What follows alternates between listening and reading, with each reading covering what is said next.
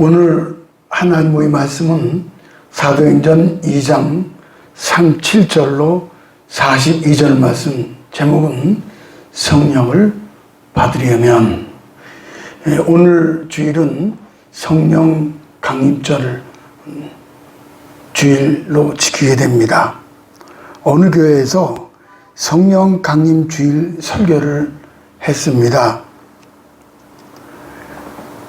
설교가 끝난 다음에 광고를 하고 파송 찬송을 하고 축도로 예배를 마치는 교회였습니다.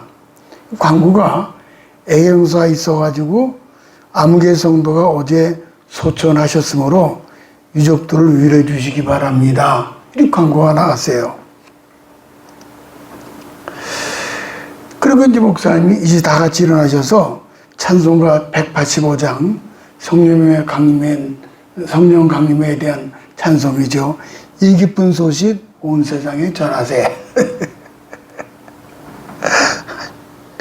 참 이게 아마 그 성도가 돌아가신 성도가 속을 썩인 모양입니다. 성도들은 웃을 수도 없고, 근데 오히려 자신을 돌아보는 기회가 되어서 성령 강림절기를 아주 뜻깊게 지켰다라고 합니다. 하나님 우리에게 주시는 가장 좋은 선물은 무엇입니까? 건강, 재물, 형제간의 우애, 좋은 직장, 만사 형통도 좋은 선물입니다. 그런데 더 좋은 하나님의 선물이 있습니다. 누가복음 11장 11절로 13절에 보면 이런 말씀이 있어요. 너희 중에 아비된 자 누가 아들이 생선을 달라 하면 생선 대신에 뱀을 주며 알을 달라 하면 정갈을 주겠느냐. 너희가 악할지라도 좋은 것을 자식에게 줄 줄 알거든 하물며 너희 천부께서 구하는 자에게 성령을 주지 않겠느냐. 이렇게 말씀하셔요.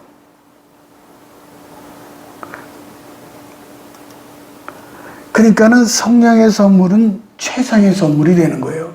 성령의 선물은 최상의 선물이 된다. 성령님 모시게 되면은 영혼의 문제, 육신의 문제, 그리고 범사의 모든 문제가 만사 형통으로 다 해결이 되는 거죠.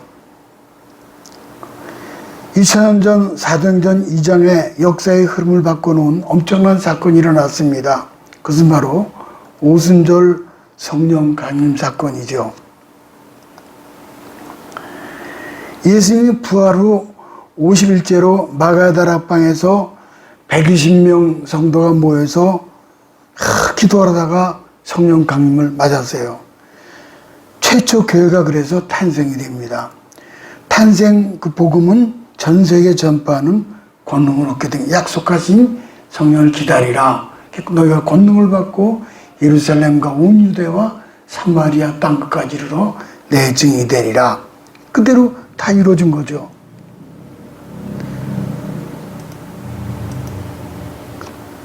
그래서는 사도 바울은 1차, 2차, 3차 전도여행을 당시 세계를 호령하던 로마의 복음을 전파하고 순교의자를 마치고 사명을 잘 감당합니다. 이런 복음 전파는 사람의 눈으로 볼 때 계란으로 바위 깨려는 무모한 일이었습니다. 무엇이 이 갈릴리 사람들로 하여금 이토록 능력 있는 사람이 되게 했습니까? 그것은 바로 약속하신 성령의 능력과 권능을 힘입었기 때문입니다.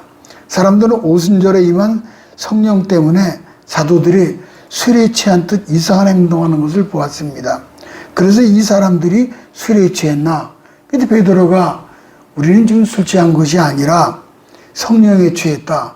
그리고 요엘 선지자를 통해서 말세에 성령을 부어주겠다는 약속하신 것이 오늘 일이 이루어졌다. 그래서 사도행전 2장 16절 17절 가볼까요? 이는 곧 선지자 요엘을 통하여 말씀하신 것이니 일로스되 하나님 말씀하시기를 말세에 내가 내 영을 모든 육체에 부어주리니 너희의 자녀들은 예언할 것이요 너희 젊은이들은 환상을 보고 너희 늙은이들은 꿈을 꾸리라. 마지막 날에 내가 나의 영으로. 그렇다면 우리 시대에도 이와 같은 성령을 받으려면 어떻게 해야 합니까?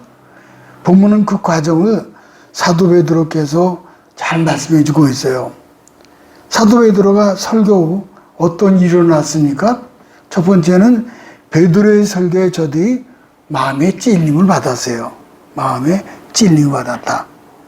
37절 상반절 가볼까요? 저희가 이 말을 듣고 마음에 찔렸다. 마음에 찔렸어요. 왜 사람들은 마음에 찔림 받았습니까? 사람들의 마음에 찔린 이야기를 하려면은 죄를 지적하는 이야기를 해야 합니다. 그런데 베드로는 십자가 달리신 예수님을 그저 평범스럽게 말씀을 전했습니다. 예수님이 어떤 분인지 차분히 설명했을 뿐입니다. 그런데 사람들은 그 말을 듣고 마음이 찔렸어요. 여기서 찔렀다는 말은 카타니스라는 말을 쓰는데 헬라어, 이 말은 본래 말발굽의 움푹 패인 상태를 말합니다. 발굽에 움푹 패인 상태다. 말이 달리면은, 힘차게 달리면은 땅이 움푹 패입니다. 나무를 치고 나가면은 가지가 뚝뚝 부러지고 축풍 낙엽이 돼요.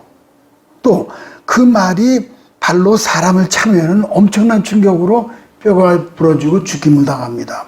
그것이 카타니소, 찔린다는 말입니다. 사람들은 그 말씀을 듣고 찔려서 막 회개를 하죠. 회개를. 사람들은 변화시키기 위해서 사용 방법은 하나님 말씀이었어요. 그래서 사도행전 2장에 말이라는 단어가 3번이 나옵니다. 말이 3번이 나오는데 37절 가볼까요? 이 말을 듣고 마음에 찔려. 그 다음에 또 여러 말로 확증하며 그 말을 받은 사람들은 침례를 받으며 이날의 신도의 수가 3,000이나 더하더라. 베드로는 어불어서 공부를 많이 못했지만은 그 선포하는 말씀이 이렇게 대단한 능력이 나타난 겁니다. 약 150년 전 영국의 시골에 엄청 눈이 왔습니다. 마침 주일이었는데 눈길에 막혀 목사님 비롯한 많은 성도들이 거의 교회를 오지 못했습니다. 모두 13명이 나왔는데 그 중에 어린이 한 명이 포함되어 있었습니다. 그때 집사는 존 에글리엘이라는 한 집사님 딱 한 분이었어요. 그런데 모였으니까 예배를 드려야 하는데 뭐 설교를 준비한 사람이 없어요. 별 수 없이 에글리엘 집사님이 단상에 서는데 무슨 말을 해야 할지 정신이 아득했습니다. 10분간 횡성설하다가 갑자기 오늘 영감이 왔어요. 그래서는 이 시편 이사야 40장 31절의 말씀을 외운 거예요.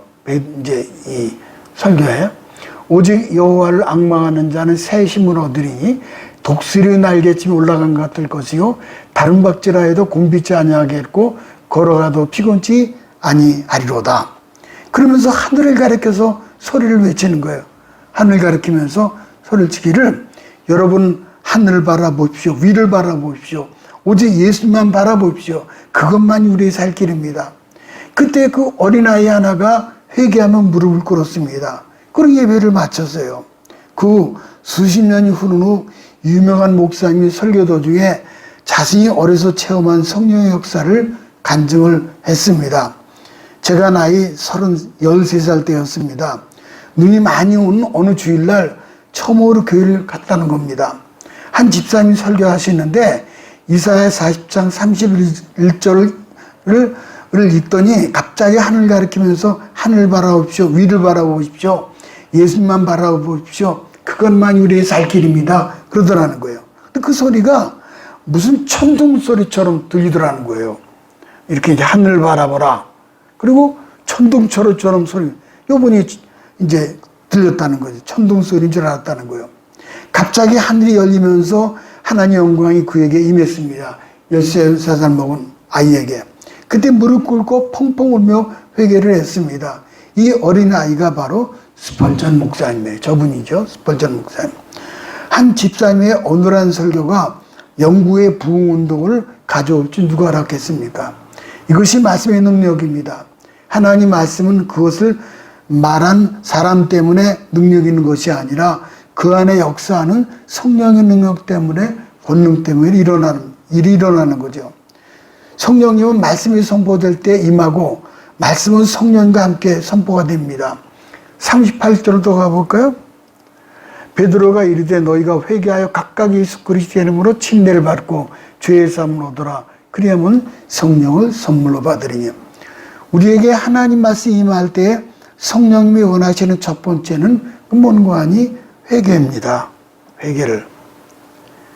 회개라는 것은 한자로 뉘우칠 회자에다가 그 뉘우치고 개는 고치는 것을 헬라어 메타노이라는 말을 쓰는데 이것은 길을 바꾸는 것, 방향을 바꾸는 것 그런 뜻이에요. 우리는 어떤 길을 가고 있습니까? 40절 보니까 또 이랬어요. 이 패역한 세대에서 구원을 받으라. 여기 패역이라는 말이 나오죠. 이 패역은 헬라어로 스콜라우스라는 말을 쓰는데 곧다의 반대로 삐뚤어졌다는 뜻입니다. 헬라어 하마레티아는 죄란 뜻으로서 관역에 벗어났다 그런 뜻이에요. 이제 하마레티아 또 스콜로리오스 다 비슷한 거죠. 이것은 우리 자신이 탈선되었고 비틀려져 있기 때문에 그러니까 세상이 어둡기 때문이 아니라 우리 자신이 어둡기 때문에 그래 된 거예요. 렘브란트 유명한 화가 있죠. 아주 유명한 렘브란트는 화가 있습니다. 십자가에 못 박히는 예수 그리스도를 그리는 중이었습니다.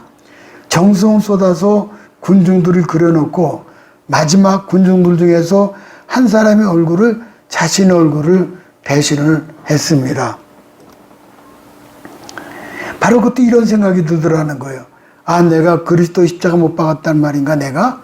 그래 나도 거기에 동참을 해서 잠시 후 뜨거운 눈물이 두 뺨을 적셨습니다.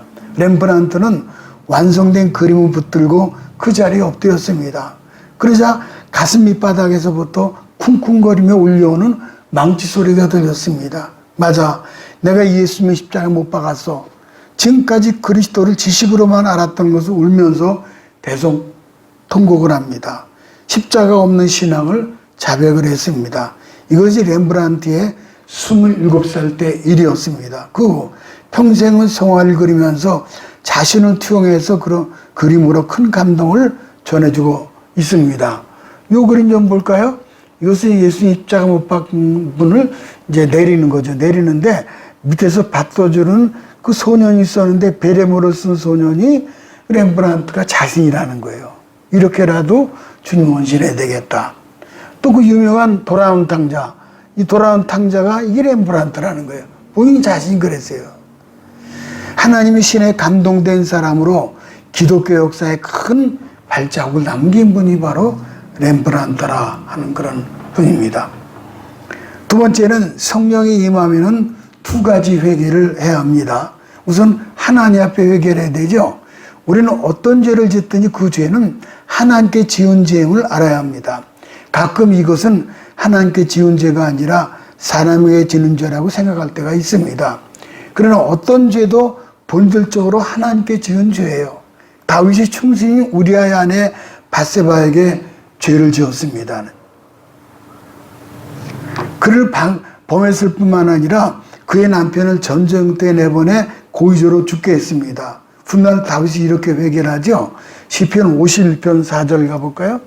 내가 주께만 범죄하여 주의 목전에 악을 행하여 싸우니 주께서 말씀하실 때 의로우시다 하고 판단하실 때 순전하시다 하리이다.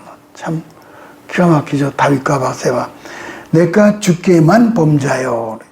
사실 다윗은 밧세바와 그 남편에게 죄를 범했습니다. 그런데 그가 지은 모든 죄는 하나님께 지은 죄라고 고백을 합니다. 하나님께 지은 죄가 아니라 하나님께만 지은 죄. 모든 죄는 하나님께 짓는 거예요. 죄를 짓는 당사자에게 용서받아야 또 용서도 되죠. 그래서 하나님께 죄를 지었으니 하나님께 용서받아야 되고, 그래서 하나님은 의롭다 말씀하시고 순전하시다 할 때 사죄가 되는 거예요. 이거 회개의 기본입니다. 그리고 사람에게 지는 죄는 물론 용서받아야 되겠죠. 탕자의 경우 하늘 아버지뿐만 아니라 육신의 아버지 앞에 죄를 지었죠. 내가 이제 하늘과 아버지 앞에 죄를 얻었사오니 그랬잖아요. 그래서 하나님께도 회개해야지만은 아버지께도 용서를 빌었습니다. 삭개오는 세무서 소장으로 남의 것을 많이 속여 취했습니다. 이게 삭개오죠. 예수를 만나고 나니까는 자기가 죄인이에요. 그때 누가복음 19장 8절에 보니까 예수님한테 그러잖아요. 만일 네 것을 퇴색한 일이 있으면은 4배나 갚겠나이다. 이 토색이라는 말은 서로 빼앗은 거예요. 자기 지위를 남용해서 부정적으로 가로챈 겁니다. 그래서 회개와 보상을 하겠다는 겁니다. 두 번째는 죄는 계속 회개를 해야 합니다. 죄는 이거 참 중요합니다. 이 우리나라 구원파 이단이 있습니다. 미혹하는 주장이 하나 있는데 이게 누구냐 하면은 그 세월호 유병원이 매실밭에 죽었잖아요. 유병원이 교주. 그리고 이 제자가 누군가니 박옥수예요. 요즘 머리 하얀이 그냥 뭐 무슨 MBC 홀 같은 거 빌려가지고 여기서 하고 거듭남의 비밀 오고 기쁜 소식 선교하고 이것들 다 이단들이에요. 이들이 주장하는 게 뭐냐면 하나님 한 번 용서하면은 다시 회개할 필요가 없다는 거예요. 만일 또 회개 기도를 하게 하면은 용서받지 못한 죄인이므로 지옥에 떨어진다는 거예요. 참 이게 참 기가 막혀요. 저를 가르쳐 주신 정도석 교수님이 계십니다. 정도석 교수님은 제 은사이신데 바로 유병원의 통역관이었어요. 근데 교수님이 어느 날 죄를 이렇게 회개했는데 너 뭐냐 그러더래. 유병원이가 통역관인데 영국인가 어디 갔었는데 그랬더니 그래서 아니 오늘 지은 죄를 회개합니다 했더니 너 그러면 또 구원 못 받아. 한 번 죄를 회개했으면 고마이지 뭘 또 하냐. 너는 잘못된 거야. 이러더라는 거예요, 이게. 하나님 한 번 용서하면 다시 회개할 필요 없다는 거예요. 그럴듯한 주장이죠. 그러나 그 성경적인 주장이 아닙니다. 성경은 계속적인 회개를 가르치고 있죠. 요한일서 1장 8절로 9절을 가볼까요? 만일 우리가 죄 없다 하면 스스로 속이고 또 진리가 우리 속에 있지 아니할 것이요 만일 우리가 우리 죄를 자백하면 저는 미쁘시고 의로우사 우리 죄를 사하시며 모든 불의의 소리를 깨끗게 하실 것이요. 여기서 죄의 자백은 한 번만이 아니라 연약해서 지는 죄를 지을 때마다 자백하는 거예요. 이게. 한 번의 용서로 우리가 천사가 되는 게 아닙니다. 하나님의 사죄의 능력이 약해서 우리가 다시 회개하는 것이 아니라 사죄의 은총에도 불구하고 우리가 또 죄를 짓기 때문에 회개하는 거예요. 누가복음 11장 3절로 4절 가볼까요? 너는 스스로 조심하라. 만일 내 형제가 죄를 범하거든 경계하고 회개하거든 용서하라. 만일 하루 7번이라도 내게 죄를 얻고 7번 내게 돌아와 내게 회개하노라거든 너는 용서하라. 그러니까 죄를 지은 사람이 우리에게 용서를 구하면 언제라도 끝까지 용서를 하는 거예요. 우리 주기도문 하잖아요. 우리가 주기도문을 그거 보면은 우리가 우리에게 죄 전자를 사하여 준 것 같이 우리의 죄를 사하여 주옵소서. 주기도문 그리 나와 있잖아요.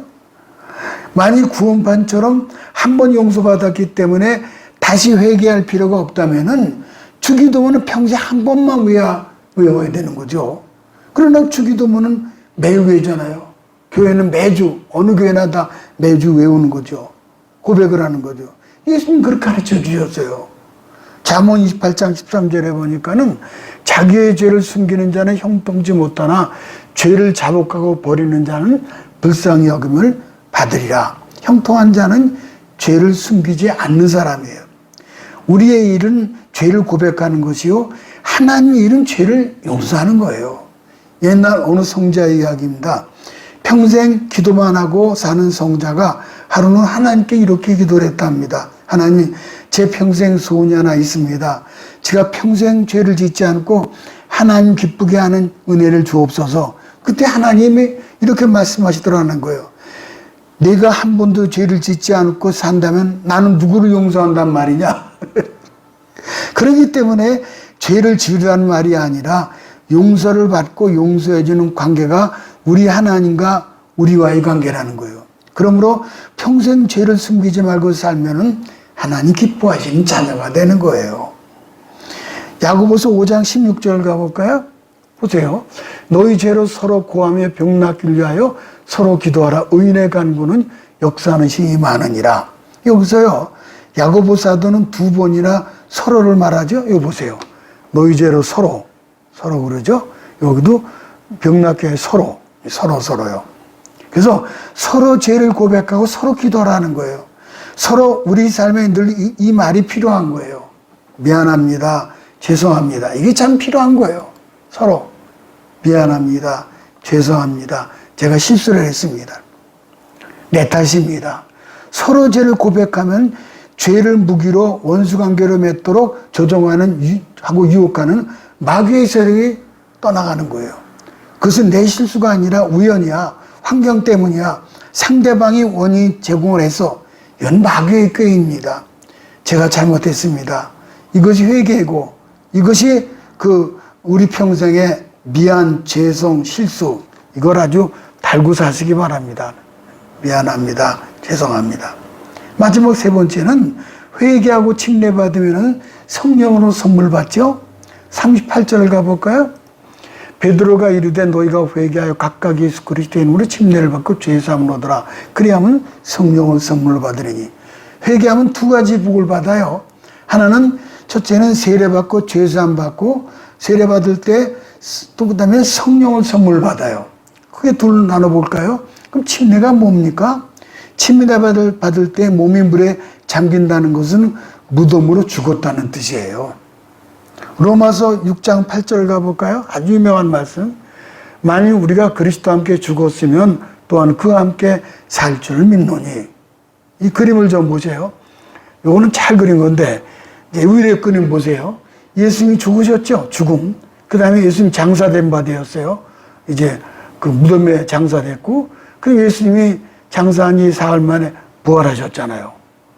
이거는 회개하는 것은 우리가 죽어야 한다. 회개. 그 다음에 침례는 물에 잠기는 겁니다. 잘 보세요, 그림을. 이거는 침례를 베푸는, 이제 그 예식을 하는 목사님이고, 여기는 이제 물 속에 들어간 거예요. 우리가 장사되어서. 사람은 죽으면 무덤에서 장사 지내잖아요. 그러고 나서 다시 일으켜주면은 예수님의 부활을 하신 것처럼 우리도 장차 부활을 할 것을 예표하는 거예요. 그럼 계속 볼까요? 이거는 예수님이 침례 요한한테 침례를 받는 요단강에서 여기 이제 성령이 이제 비둘기 같은 성령이 임했다 그랬죠. 그 다음에 이게 침수입니다. 물에 잠기는 거. 이건 지금 현재 요단강에서 하는 일이에요. 관광객들이 왔다가 침례까지 받고 돌아가죠. 요거는 이제 우리 침례교단이나 아니면은 순복음교 또 장로교도 많이 이렇게 하는 데가 있어요. 세례가 물만 머리 간단한 것이 아니라 이제 물에 잠그는 거 보죠. 이렇게 해서 물에 잠겼어요. 완전히 물에 잠기고 이제 침례자가 일으켜주는 거죠. 예수님이 죽음에서 부활하신 것처럼 우리가 물에서 나오는 것은 예수님처럼 장차 우리 몸이 부활할 것을 예표하는 거죠. 부활할 것을. 연로하신 분이나 환자분들은 침례 대신에 약식으로 세를 베풉니다. 그건 상관없어요. 침례자가 자기 혼자 물에 일어났다가 나오는 것은 성경적인 방법이 아니에요. 주례 목사님이 침례를 베풀 때 성도는 물에 침수되어 무덤에 장사되었다가 스스로 일어나는 것이 아니라 주례 목사님이 일으켜 주어야 합니다. 예수 믿으면은 옛사람 무덤에 장사 지냈기 때문에 새로운 인생의 길, 새 생명의 길을 걷게 됩니다. 그리고 이제는 성찬에 참여하게 되는 거죠.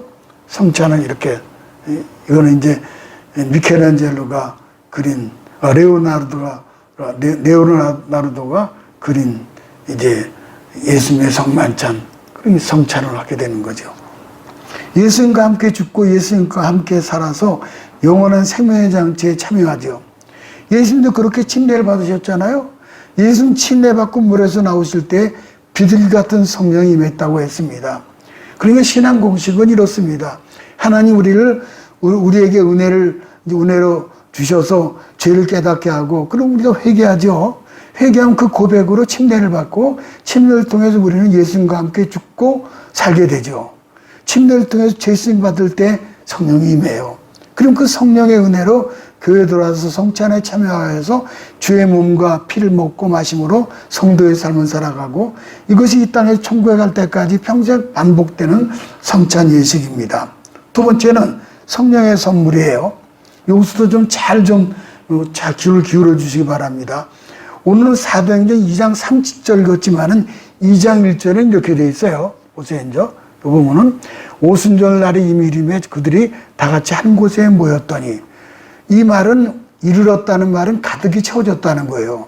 가령 큰 물통에 물을 한 바가지 퍼담다가 어느 순간 가득 차가지고 물이 밖으로 흘러나오기 시작하잖아요. 이들은 다락방에서 약속하신 성령을 기다렸습니다. 2장 2절로 3절 볼까요? 예수님 그러시 너희는 예루살렘을 떠나지 말고 내게 들은 바 아버지 약속하신 것을 기다리라. 너희는 몇 날이면 어때요? 성령으로 침례를 받으리라 그러시던 거예요. 때와 기한은 너희가 알 바 아니다. 그래서 오순절 마가야 다락방에서 50일 만에 이제 성령이 강림한 거죠. 자, 보세요. 이렇게 강림하는 거예요, 성령이. 호련히 하늘로부터 급하고 강한 바람 같은 소리가 있어 그들이 앉은 온 집에 가득하며 마치 불의 혀처럼 갈라진 것이 그들에게 보여 각 사람이 하나씩 임하여 있더니 그랬어요. 하나님의 성령이 초자연적으로 임했죠. 성령이 임하자 세 가지 현상이 나타나는데 우선 소리가 나타났죠. 소리가 들렸어요. 하늘로부터 급하고 바람 같은 소리. 이걸 어떻게 표현되냐 하면은 우리가 전구가 있잖아요. 전구가 안은 진공입니다. 근데 그 전구를 망치로 딱 깨뜨려 버리면은 뻥 소리가 나는 거예요. 왜 그런 거 아니? 이 진공된 상태에서 바람이 흘러 들어가는 거 안으로 급격히 흘러 들어. 그래 뻥 소리가 나는 거예요. 그런 것식으로 우리 이제 그 백이신 문도들이 뭐 회개하는 거죠. 가슴을 치며 회개를 했던 거죠. 그때 회개하고 그걸로 끝나는 것이 아니라 성령으로 채워주는 거예요. 그게 급하고 강한 바람 같은 소리가 막 밀려 들어간 거예요. 우리 심령 속에. 그 소리입니다, 이게. 급하고 강한 소리가 났죠. 그 다음에 성령의 불이 보였어요. 성령의 불. 불의 혀 같은 것이 갈라지는 것이 각 사람에 임하였고, 그리고 방언이 들기 시작을 했습니다. 다른 방언으로 말하기를 시작하니라. 저는 예수님 영접하고 바로 방언 은사를 받았습니다. 이 다른 방언이란 평소 쓰는 말과는 다른 말이에요. 물론 이제 방언 나누면은 대인 방언과 대신 방언이 또 있습니다. 대인 방언은 외국어 하는 거고, 대신 방언은 마귀가 알지 못할 하나님과 대화하는 그런 대신 방언이 그런 겁니다. 방언이라는 말은 헬라어로 글로사라는 말인데 이 말은 혀라는 뜻입니다. 혀. 사람은 누구나 혀를 통해서 말합니다. 성령이 임하자 사람들은 혀를 통해 다른 말을 하기 시작합니다. 이것이 성령의 현상으로 이 모든 것이 하늘로부터 왔습니다. 그때 막 이제 그 오순절 6월절 지키기 위해서 각 나라 사람들이 왔다가 그 말을 듣는 거예요. 자기네 이 사람들은 막 얘기하는데 자기네 말이 들리는 거예요. 먼 각 나라 사람들이 많이 들리는 거죠. 물에 들어가는 침례는 여기서 잘 보면은요, 물에 들어가는 침례는 일생 다 한 번이에요. 침례 한 번만 맞는 거예요. 그 성령 세례와 성령 충만의 말은 비슷하지만 내용은 다릅니다. 성령의 세례 역시 한 번만 받는 거예요. 그러나 성령 충만은 반복해서 받아야 합니다. 예수 믿고 성령님 우리 안에 임하면은 예수님 닮아가려고 애를 쓰죠. 그러면 하나님 능력을 부어주셔요. 성령 세례가 관계를 주어진다면은 성령 충만은 권능과 능력으로 위해 주어져요. 그러니까 뭐 성령의 은사가 사랑과 시약과 평강을 엔참은 자비, 양성, 충성, 온유, 절제, 갈라디아서 5장 22절에 나오잖아요. 성령의 열매, 성령의 은사. 이것들이 성령 충만할 때 주어지는 겁니다. 이걸 결혼에 비유하게 되면은 이렇습니다.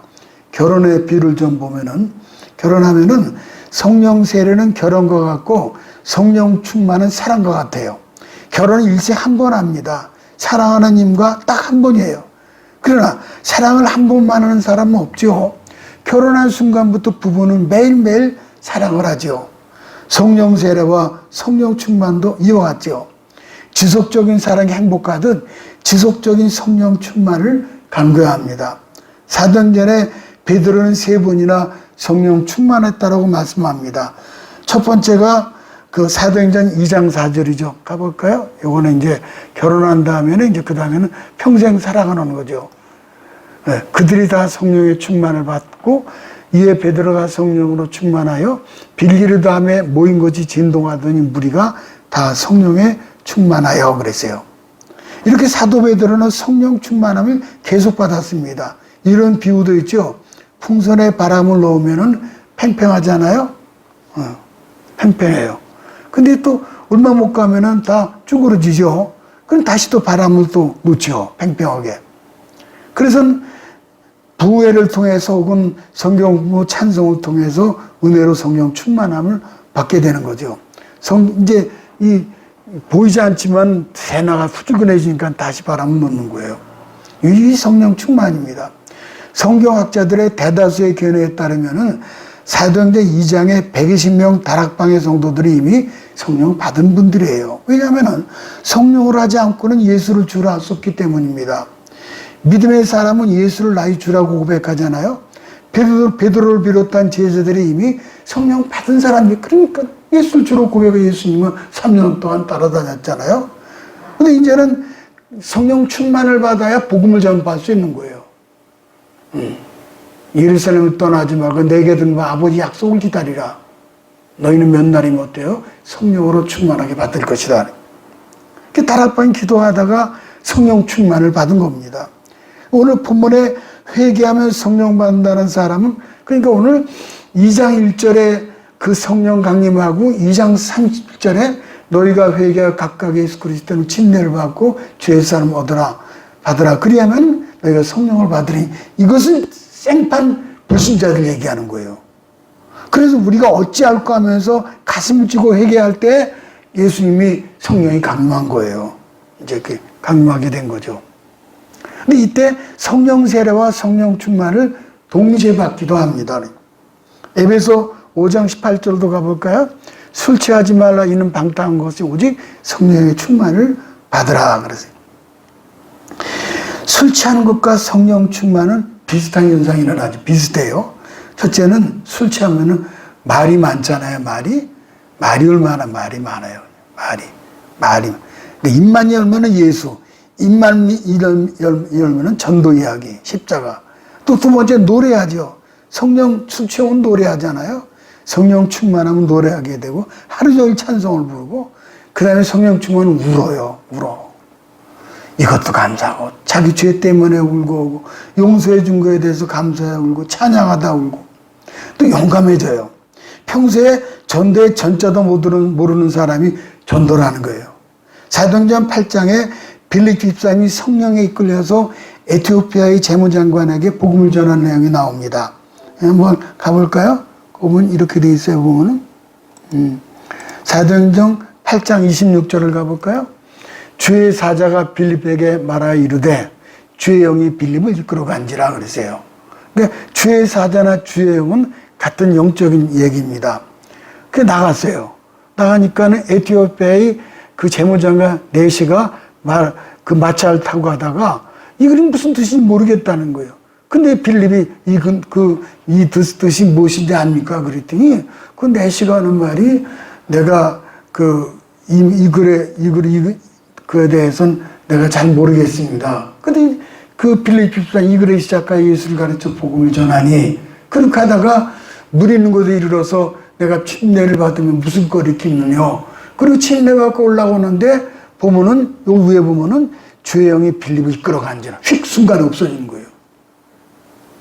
이게 제가 성령의 역사적 것들이, 이게 제 경험입니다만, 아파트에 복음을 전할 때 오직 주의 사랑에 매여, 3주 전에 불렀던 거, 2주 전에 불렀던 오직 주의 사랑에 매여, 또 저 멀리 배는 시온성 망망한 바다 위에 이 몸이 상할지라도 오늘은 이곳 내일은 저곳 주 복음 전하리.